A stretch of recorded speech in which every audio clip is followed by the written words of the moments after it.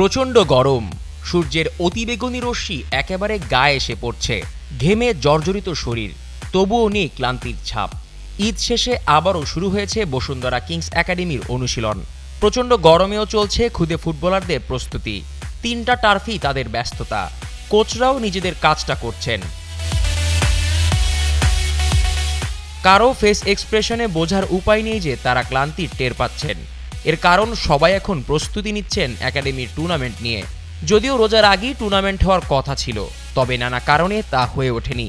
এবার অবশ্য club president Imrul Hasan নিজেই তাগাদা দিচ্ছেন টুর্নামেন্টের জন্য, জানালেন একাডেমির টেকনিক্যাল ডিরেক্টর জুবায়ের নিপু।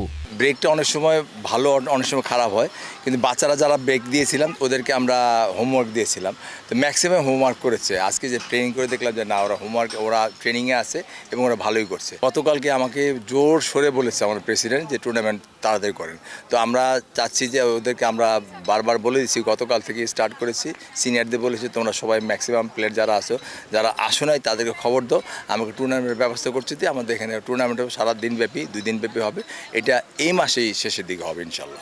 এদিকে গরমের মধ্যেও খুদে বাচ্চারা গরমের কাছে হারতে নারাজ। ঘেমে জর্জরিত থাকলেও হার না মানার সাহস দেখা গেল তাদের মাঝে।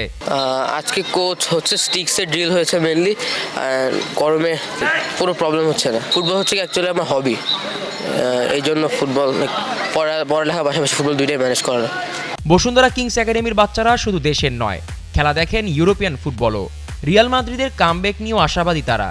ঘরের মাঠে আর্সেনালকে হারাতে পারবে বলেও আশা তাদের। রিয়াল মাদ্রিদের ওদের প্লেয়ার আরও বেঞ্চে যেগুলো আছে সেগুলো আরও অনেক ভালো প্লেয়ার বেঞ্চে আছে। ওরা স্টার্টিং আপে মানে একটু কয়েকটা বাজে প্লেয়ার নামেছে।